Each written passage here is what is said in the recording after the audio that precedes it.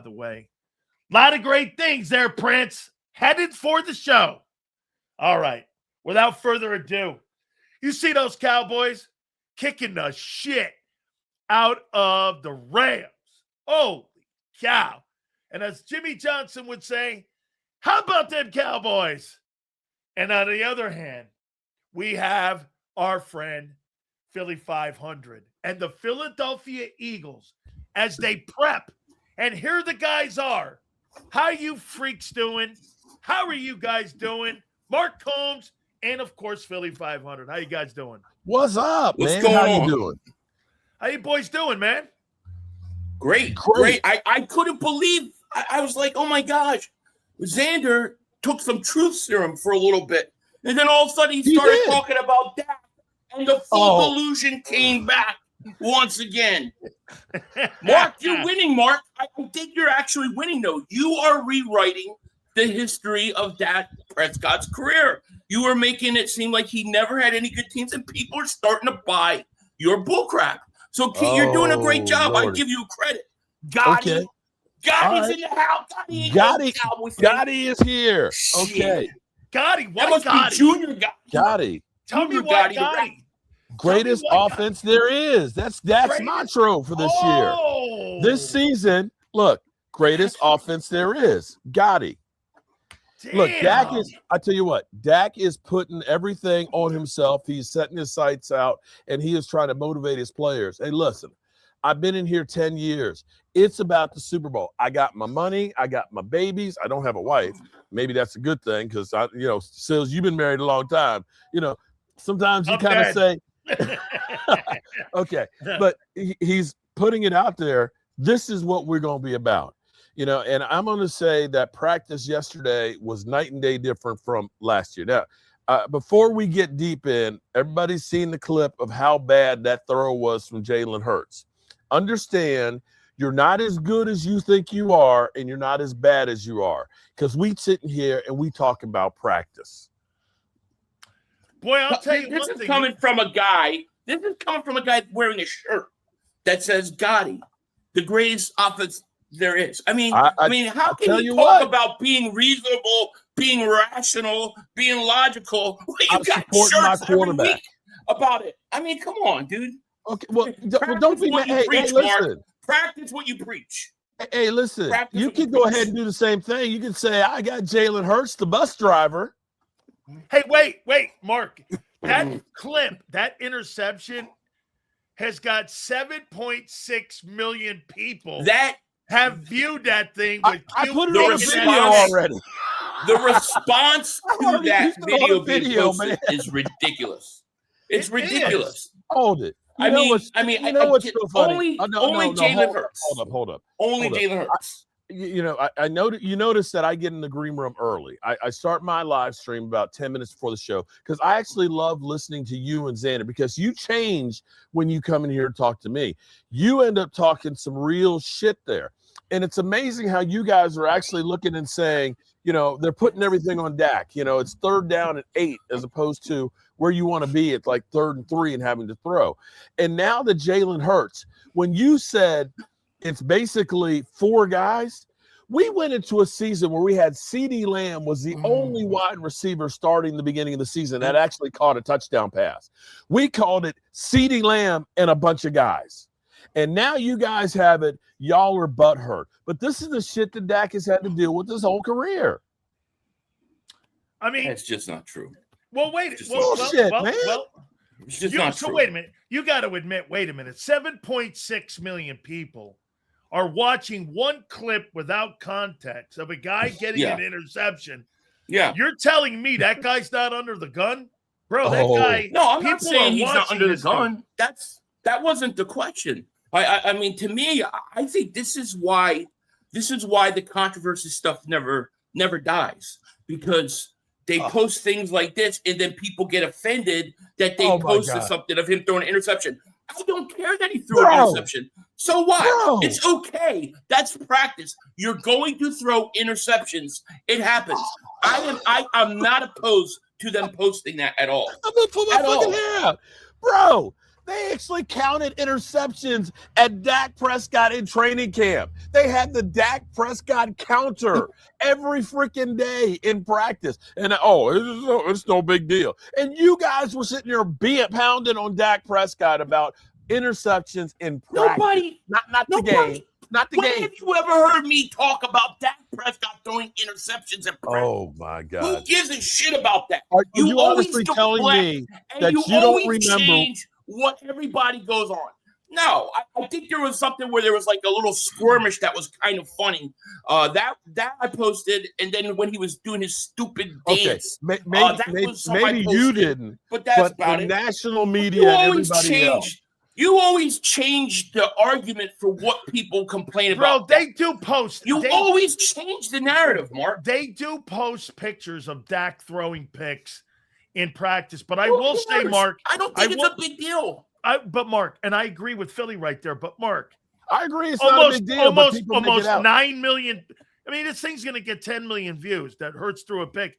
My question would be this: why would the Eagles put that out there on their social media too? People are going to take a shot at them. Yeah. Why would they do that?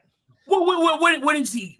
Dak Prescott? He needs to have everything perfect. No. Man, hold up. Like it's so stupid. Why not? Because Quinyon Mitchell made a play, and they wanted to show the defense make a play. I don't think that you can act like you can't show anything bad that happens on the offensive side of the ball. It's ridiculous. Philly. They should post it. I'm glad they posted it. I have not seen a throw that bad since the Dallas Cowboys versus the Steelers in the Super Bowl, where Larry Brown got two of the easiest interceptions that I've ever seen in my life. Your social media, your people just made your quarterback look like shit. Whether you care about it or not, everybody's looking and now saying that guy sucks. Yeah, but Philly. Inside the building. Wait a minute, Philly. You'll all be surprised. So ridiculous. Philly, nobody's going to take a shot, or no one's going to look at Q because Q's one of the top all-pro corners. But they are going to take a shot at Hurts because what's the one thing that people are questioning this year? If he can be in a West Coast offense, why would they Sileo, that? They do it anyways. They don't need that clip to go after him. They're already doing it. And you want to say it adds fuel to the fire? Fine. Some people are going to take it like that. But if they want to put a clip of Q making a play, 8 million people have just made a big deal of it. Hide what happens in practice now? No. Now we can't put out videos of interceptions because it may hurt. Let's just move on from that. What the hell, man? Storm Salt. Everything's fine That's here. Storm and Salt shit. Hey, Gotti. Everything's fine in Philly. Hey, Gotti. Let me ask you, man. Soft. And that's why Mark and Dak Prescott's where he is, because he gets that Storm and Salt treatment. Hey, Gotti, tell me this. They showed it. How proud were you of your defense against the Rams and that organized team practice? How proud were you, man? I had to cry. I was like, wait, no. You know what? The two things I will take away from that practice more than anything else was before the practice, Dak Prescott said, bet the clock. We're going to take their shit. Okay. All right. But I know this is just practice, but it's an attitude set. And after practice, they decided, not the coaches told them to, the players decided we're going to do sprints.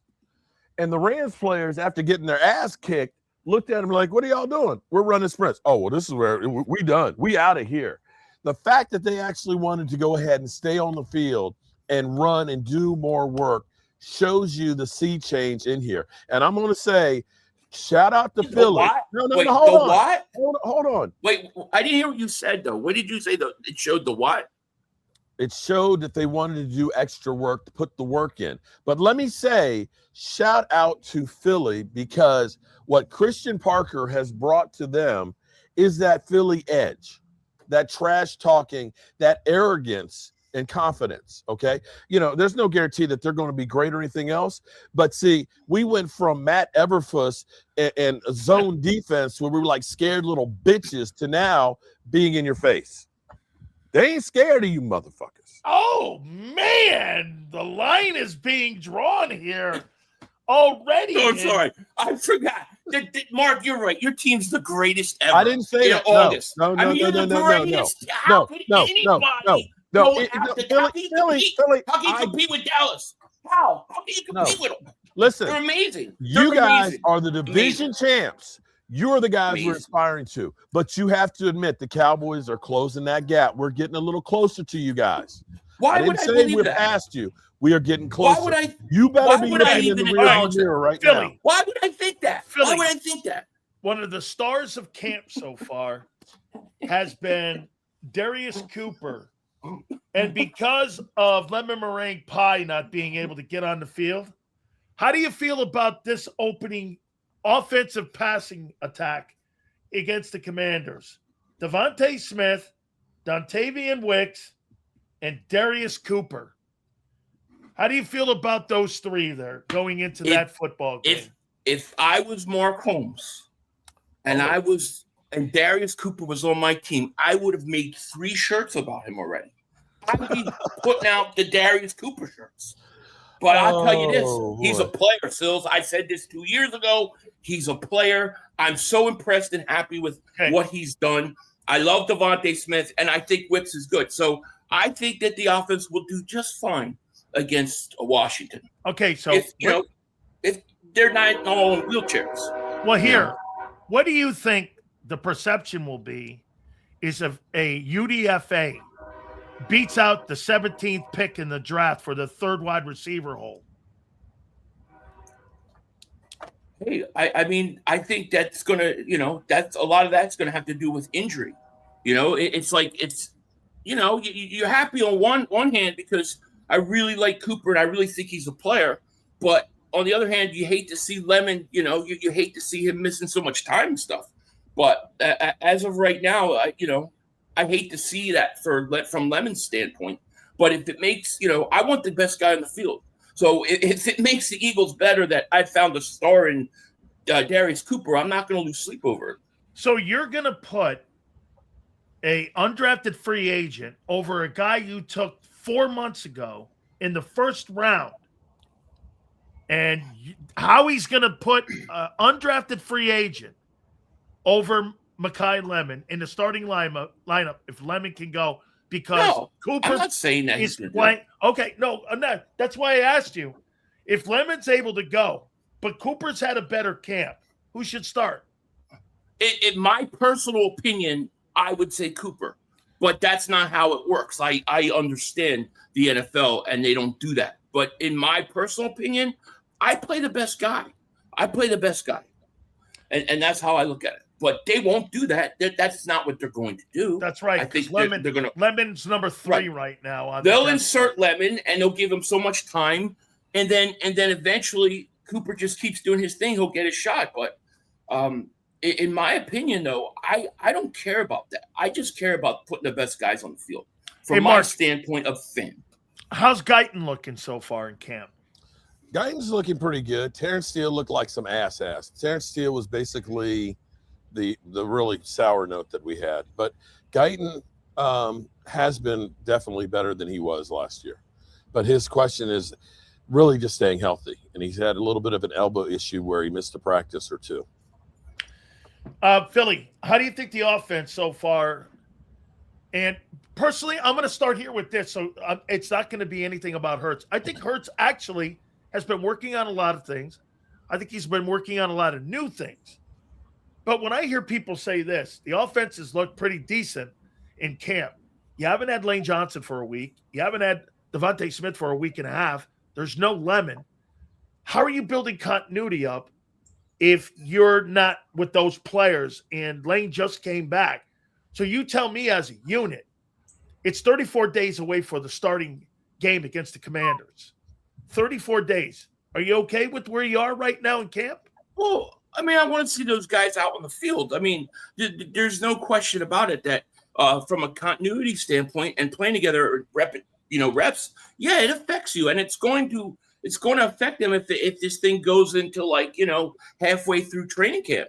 But at the same time, I still think the positives on this team so far are outweighing the negatives by a lot. What's Stowers' role going to be? Well, it looks like, hopefully he was going to be a second tight end, but I don't think he's really been that great so far. So I don't know how you necessarily put him there. Can he block? I don't know. From what I hear, no. It sounds like he's really a work in progress, really. Mark, one of the greatest parts of the Philadelphia Eagle defense is the depth at linebacker they have. And I'll ask you about your depth at linebacker. That's a concern for me, is your depth at linebacker. How do you feel about it? We're still trying to figure it out. I'm worried about that. You don't have a lot of experience. You've got Overshone, who can play great. I'm not sure that he's going to be the blue dot because I worry about his size and I worry about him actually getting injured. Barham, who seemingly looked really great to start, his team's kind of come back to earth. He's had a little bit of a groin issue and things and such. But this is where you wonder, Jerry Jones has been saying that, the way he feels about this team, that he is looking to make a trade and things, and who knows what they may do. I think that they are going to be trying to bring in somebody. They said that they're not interested at the moment for Von Miller, Bobby Wagner. But I think that they're looking for somebody big, and they're looking to make a big move and a splash. What was your takeaway, Philly, on Lane saying that this will most likely be his final season? Yeah, it's not surprising. I was hoping to get a couple more years out of him, but sounds like, he needed to say that to be able to focus on this last year. We knew that was coming soon. So hopefully he just goes out, stays healthy, and has a great year. He still can play. There's no question. Quarterback 2 battle seems to be a pretty good talking point going on in Cowboy camp right now. Who do you think ends up rearing their head there as a starter at CB2? I'm going to say it's going to be Sam Howell. And here's the thing. Milton, everybody gets wowed by he can throw the ball 80 yards downfield. Yeah, and then when you get a touch pass, he can throw the ball 80 yards downfield. Sam Howell, and here's where cornerback 2. Cornerback 2. Oh, cornerback 2. Yeah, then I'll ask you about quarterback 2. My bad. CB2. Who do you think ends up winning that job? Right now, Deron Bland is slotted to be number 1. You've got the way they're looking at this. You're going to almost look at most of the guys as a multi-tool piece. Okay, you're going to have Caleb Downs, who's going to play some safety. He's going to play some in the slot. They're rotating everybody in there, but I think Kobe Durant, I think, is going to be the number 2 there. Hey, who starts this weekend for you, Philly?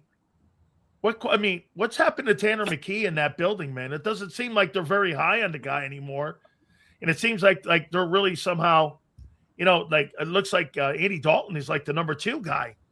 Who gets to start this weekend, or maybe even Cole Payton maybe gets a lot of reps. I don't know. Well, I'm sure he will, but I'm a believer that the starters should start. I would like to see Hurts play and the starters, draw a series or 2 would be nice. I think you need the reps, but that's not going to happen most likely. I don't know. They've kind of been back and forth with the starting. One day Tanner, one day Dalton. So, it's hard to tell really. But I do think that Washington game was a mistake where they sat. Remember, they sat. They sat Hurts and the starters, and then they put him out there thinking they're going to showcase him. Well, they didn't really have a great game. I think that hurt him. I think that whole decision to just give up on going after the second seed hurt them. And I don't think Tanner played great that game, and I think it hurt maybe his stock. Hey, Mark, do you think that Christian Parker is going to manufacture pressure? You think he's going to rely on the front 7? Is he going to be aggressive? Is he not going to be aggressive? Oh, he's going to be very aggressive. One of the issues that I had with the team a year ago, obviously, when you move off of Micah Parsons, you need to get some pressure. And I'm going to tell you this one more time. Everybody in here, they hate when I say this. Bro, you have a better roster. I didn't say a better team. You have a better roster without Micah Parsons so far in the last year and a half. There's just better players on it. But how are you going to manufacture that pressure? you're gonna here's the thing is, and Sills, it's the whole front right there. Okay, so with Quentin Williams, who's going to be able to get a push with Abinya in the middle, he's the big fat guy that 350 pounds, and Kenny Clark in a rotation. When you think about what we had before last year, we had Osa was in there. God, I can't remember his name. We traded him to the Texans, but you didn't have anybody over 300 pounds. You now have a big front that's going to be able to push that offensive line back. And when you can push that offensive line back, those edge rushers don't have to be quite as good. See, before it was Micah Parsons with nobody in the middle, quarterbacks could step up. The fact that he was able to get 12 sacks a season is a credit to how good he was. But collectively, the rest of that defense sucked. And you're right. This defense is collectively more talented and better players overall. You don't have a player of Micah Parsons' ilk per se, but everybody else has stepped up, and that's where I think that you're going to be good. And with this defense, they're going to be more aggressive. It's not going to be a read and react. We're coming after you right now, and we're going to bludgeon you. I'll tell you what. How about this here for you here?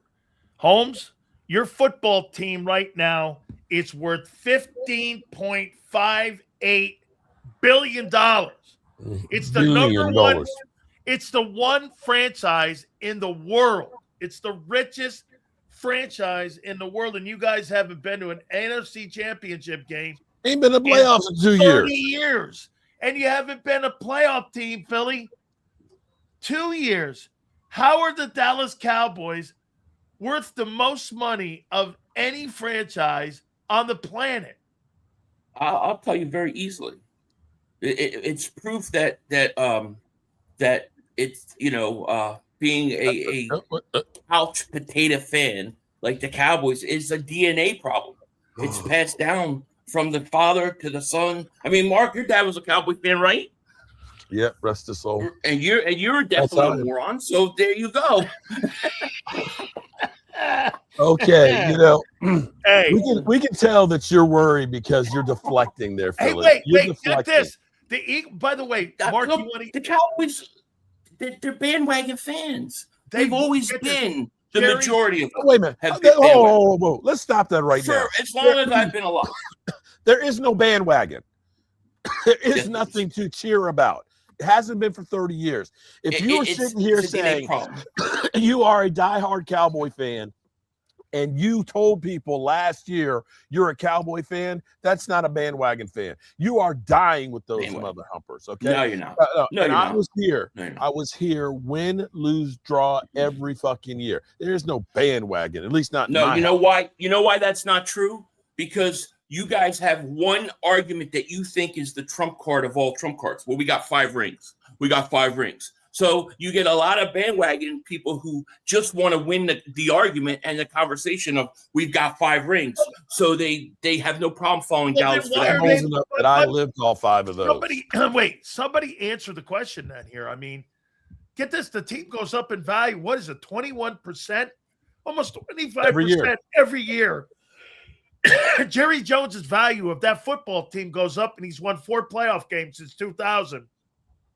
Philly, how's that possible? How can that brand and that star be worth so much money? And the Eagles are where are you guys here on this list? Well, the devil is very powerful.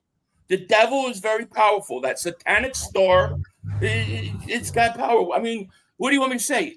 You can't tell me that the biggest bandwagon fans in the world are Cowboy fans. They've been like that forever. And I think it's because of the amount of Super Bowls that they won. People like them because of that, because they can then say, well, my team has this many rings. Wait. If that's the case, then why isn't New England? Well, I think New England is on its way. I mean, I think you've seen that from New England. Sorry. How many growing up? How many New England fans were there? New England is there wasn't many. Right. There wasn't many, and now look at how big they are nationally. They're still not anywhere close to what the Cowboys are. Mark, why do you think the Cowboys are the richest football? Wait, I'll take that back. Why are the Cowboys the most valued sports franchise on the planet? Jerry Jones is a marketing genius, and he knows drama sells. Now, here's the problem for the Cowboys is We don't have that drama right now. We don't. Typically, remember last year? It was less than a year ago. So you're saying the Eagles have it? Eagles have it now, so maybe their value will go up. But now you got to win. Because Jerry Jones is not out here circumcising a mosquito and glory hole days, and he's not putting in the drama like it was. We don't have holdouts. We got no excuses right now. We have to win. Right now. Well, they're coming. Don't worry. Okay. Can I speak, son? Can I speak?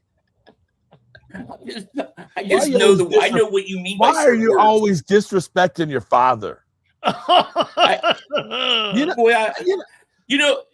This guy's nuts. I just know how your mind works. I know the words you say. I know when you say them, and I know they have meaning, and they mean certain things that people don't catch. I catch them. I catch them, and I'm way ahead of you. You said right now because Mark throws out lures. Is that what Mark does? He throws out little lures for people to latch on to. Oh yeah. Wait till December. December. Mark, could this possibly be the greatest year in Dak Prescott's career? You mean numbers wise? Winning wise. I mean, you've had a 13-3 season, but it needs to be playoff success. How is that? Here's the reality. Okay, he's 4 touchdowns away from having the touchdown record. He already has the yardage record. The only one he doesn't have is the interceptions. He's way down on that for the Cowboys. All of that is great and wonderful, but none of it means shit if he does not win a Super Bowl in his career. That's the bottom line. And he recognizes that himself, and that's why he has no problem saying this needs to be about the Super Bowl. And people, I'm getting Eagle fans, he needs to shut his mouth. He needs to shut. It doesn't matter what Dak Prescott says. If he doesn't say we're going to the Super Bowl, he's just happy about getting paid. He's just happy to be in the NFL. So he realizes it doesn't matter what the fuck I say. So I'm going to put it out there. Here's what I am going for. This is what I want to be about. All you motherfuckers out here, I've been here and seeing everybody go by. I understand how short your career is. You want to be something, it's about a fucking Super Bowl, and you better get your head out your ass and be about that. I think he's talking to you. Wait, get this. I think he's talking to you, Mark. Stop making excuses for me. Hold me accountable. That's what he's saying. I just posted this. Why in God's name would you show your quarterback throwing a pick? And get this, it's now at 8.9 million people have seen Jalen Hurts throwing a pick in a meaningless practice. You need me to send you some Charmin? Charmin. Come on, man. I'm just trying to figure out why. I'm just trying to figure out why you make your quarterback look like shit. Well, I don't think that it is to make the quarterback look like shit, but because people want to always go after Hurts at all costs, they're going to use it against them. But you think that because of that, the Eagles should what? Okay. They should hide him from it. You know what it is, Phil? Actually, I know. Put it out there. I know exactly what it is they're doing. There's 100 plays you could put up there from your. Put it out there. They put that in those 100 plays for an interception. You got it wrong. They recognize Jerry Jones throws his players under the bus, and he's worth $15 billion. Maybe we need to do the same thing. Man. But you guys don't throw anybody over the bus. You can't even hold your quarterback responsible for a playoff game. You talk about the Green Bay game where Dak didn't play good, and then it's there was a lot of penalties. I mean, you guys always have an excuse. I don't want Hurts treated like that. Mark, Hurts is a big boy; he can take it. 2 last ones. We ain't soft. Okay. This goes to Philly. How do you feel running the Green Bay offense? I don't know. I'm excited about it. I'm excited for the things that we've seen. Yeah. So you think the Green Bay offense has been a high-powered offense the last couple of years? No, that wasn't the question. You asked how I feel about running the Green Bay offense. I'm okay with it. I'm excited. It can't be worse than last year. I mean, I like the things they're doing. Under center, roll Hurts out, short passing game. I'm okay with that. You want to throw it over the middle? Okay. You want to call that Green Bay? Great. Well, it is. I mean, sounds good.